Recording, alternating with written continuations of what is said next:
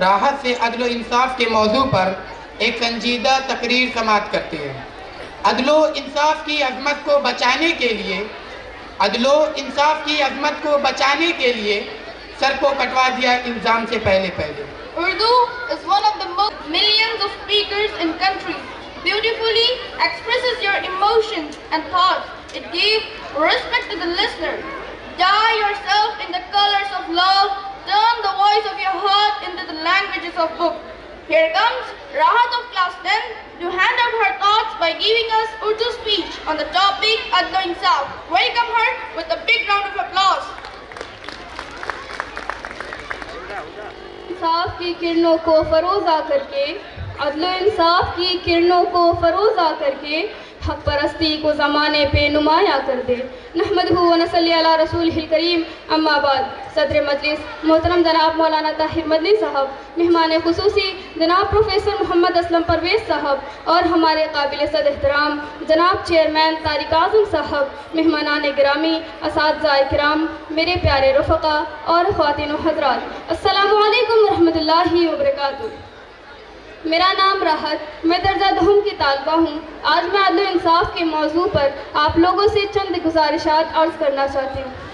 ایک نیک اور صالح معاشرے کے لیے ضروری ہے سماج کے افراد عدل و انصاف کے دامن کو تھامے رکھیں، اس کے قیام کے لیے ہمہ وقت کوشاں رہیں۔ نبی کریم صلی اللہ علیہ وسلم کا فرمان ہے، کوئی بھی معاشرہ یا سماج ظلم و زیادتی پر قائم تو رہ سکتا ہے، لیکن عدل و انصاف کی خلاف ورزی پر اس کی بقا ممکن نہیں۔ یہی وجہ ہے اسلام عدل و انصاف کی بالادستی کو بڑی اہمیت دیتا ہے۔ ارشاد ربانی ہے، ان اللہ یامر بالعدل والاحسان، بے شک اللہ تمہیں عدل و احسان کا حکم دیتا ہے۔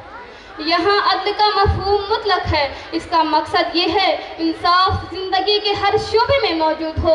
بادشاہ اپنی رعایا کے ساتھ انصاف کرے، رعایا اپنے بادشاہ کے ساتھ، مالک اپنے ملازم کے ساتھ انصاف کرے، ملازم اپنے مالک کے ساتھ، آقا اپنے غلام کے ساتھ انصاف کرے، غلام اپنے آقا کے ساتھ، والدین اپنی اولاد کے ساتھ انصاف کریں، اولاد اپنے والدین کے ساتھ، شوہر اپنی بیوی کے ساتھ انصاف کرے، بیوی اپنے شوہر کے ساتھ۔ اس سلسلے میں اسلام کی تعلیمات عدل و انصاف کے حوالے سے ہماگیر و آفاقی نوعیت کی ہیں۔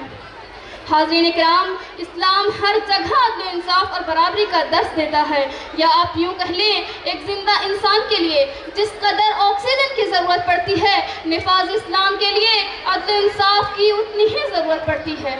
عدل و انصاف وہ پیمانہ ہے جس کی بدولت انسانیت زندہ ہے۔ اگر سماج سے عدل و انصاف عاری ہو جائے تو ایک نیک اور صالح معاشرے کا تصور ممکن نہیں۔ اس کے برخلاف معاشرہ ظلم و زیادتی کی آماجگاہ ضرور بن جائے گا۔ عدل و انصاف تمام نیکی و محاسن کی جڑ ہے۔ عدل و انصاف ہی سے انسان زندگی کا لطف حاصل کرتا ہے، ورنہ اس کے بغیر معاشرہ دہشت و درندگی کا اڈا بن جاتا ہے۔ موجودہ دور میں ترقی کی رفتار بہت تیز ہو گئی ہے، لیکن انصاف اب بھی عنقا ہی ہے۔ انصاف کے نفاذ کے سلسلے میں وہی دقیانوسی رویہ و طرز عمل اب تک رائج ہے۔ گھر و خاندان سے لے کر بادشاہوں حکمرانوں کی چوکھٹ تک انصاف ہمیشہ سی سکتا رہا ہے۔ کبھی مردانہ بالادستی کے نام پر افراد خانہ پر ظلم و ستم کی داستان رقم کی جاتی ہیں، تو کبھی معاشرے کا ذمہ دار شخص تعصب و جانبداری کا سہارا لے کر عدل و انصاف کا گلا گھونٹتا ہوا نظر آتا ہے۔ اس سے ذرا آگے بڑھیں تو ملک و قوم کے رکھوالے جاہ و منزلت کے نشے میں چور، مال و دولت کو بطور ہتھیار استعمال کر کے عدل و انصاف کی دھجیاں اڑاتے ہیں۔ یہی نہیں، اپنے آپ کو مہذب اور ترقی یافتہ کہلانے والی اقوام، انسانیت کے نام نہاد رکھوالے، ٹھیکیدار، بھائی چارگی، محبت و مساوات کا درس دینے والے عالمی ادارے عدل و انصاف کا چولا پہن کر وہ ظلم اور ناانصافی کرتے ہیں کہ انسانیت بھی کانپ کر رہ جائے۔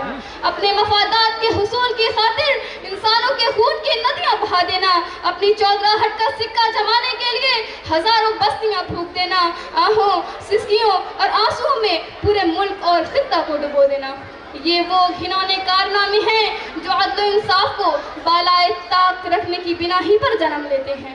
اگر حقیقتاً اس خوبصورت دنیا کو، اس اشرف المخلوقات نوع انسانی کو خوبصورت اور پرسکون رکھنا ہے تو ہم سب کو، آپ بڑوں کو، کل وقت کی زمام کار سنبھالنے والے ہم طلباء کو یہ عہد کرنا ہوگا کہ عدل و انصاف کی بالادستی کے لیے ہر ممکن کوشش کو بروئے کار لائیں گے، اپنی ذات سے لے کر اپنے گرد و پیش پھیلے ہوئے دائرے اختیار تک عدل کو قائم کر کے رہیں گے۔ زمیں جب عدل سے بھر جائے گی نور علی نور، زمیں جب عدل سے بھر جائے گی نور علی نور، بنا میں مسلک و مذہب تماشا ختم ہوگا۔ شکریہ۔